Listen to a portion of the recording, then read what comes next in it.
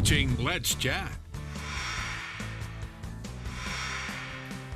So Basil B. Clark is himself a veteran of the Vietnam War, but as a retired university professor, he found himself drawn to write about not only his own experience on the battlefield, but about another soldier who survived an ordeal that many did not. And so what better person to understand the horrors of war than another soldier and to share those stories? Thanks for joining us, Mr. Clark.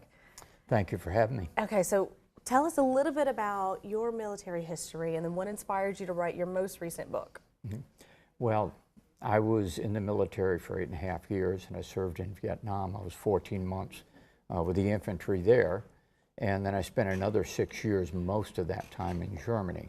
Then after I get out, I went to college and retired from the University of Pikeville in Pikeville, Kentucky, in 2014.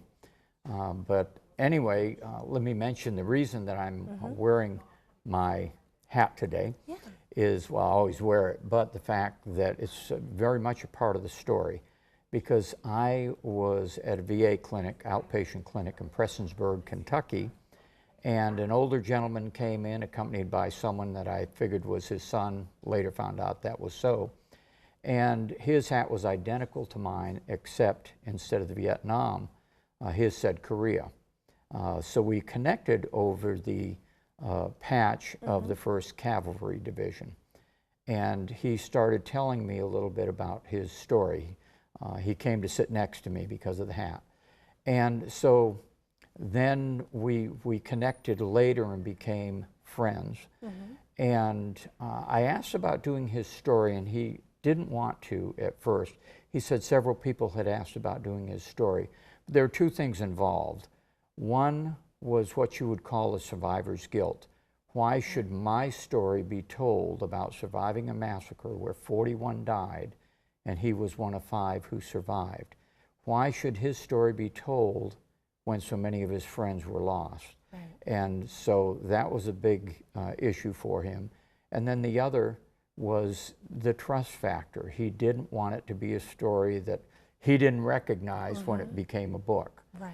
And after just meeting several times and just visiting, we were having lunch in the nursing home dining hall, and he said, you know, I think I can trust you to tell my story correctly. And so that's when I started a series of interviews with him, and it continued for the next almost 4 years. Wow. I have moved since then, retired from Eastern Kentucky, the University of Pikeville there, and came down to the Chattanooga area, Ooltewah, and so 600-mile round trips, you know, I didn't get to see him as much then. But his story, they survived, the men that survived the massacre, they were shot with their hands tied behind their back. They were prisoners of war. 41 died, the 5 survived, and much of that was because their friends fell on them and they pretended to be dead. James is the only living survivor now out of those 5. Wow. He's in Paintsville, Kentucky in a nursing home, James Melvin Rudd. So it's a strong, riveting story of how he moved from a place right after the massacre. He went back to his unit after he got out of the hospital. And he went from a place of bitterness and desire for revenge to a point now of acceptance and peace and forgiveness. Right. So it's a strong story. It's not just about that. That's the central part of the story, but also his childhood is in there too. Right. See the full picture of everything. Right. Get a good picture of who Mr. Rudd was. So what was it like for you? You have your own stories and your own experiences. To hear his stories and experiences, and did you learn anything, or how did it change you? Well, we're all very subjective, and so it seems like it's human nature to say, well, my story's, you know, the most important thing in my life. And then sometimes we encounter other people that we realize their story is very difficult too. Korea has been called the forgotten war. And because of that, many of the stories that came out of there, it was like people just didn't want to think about another war at that time. And so it was just interesting from that perspective to talk with him and talk about the similarities and the differences.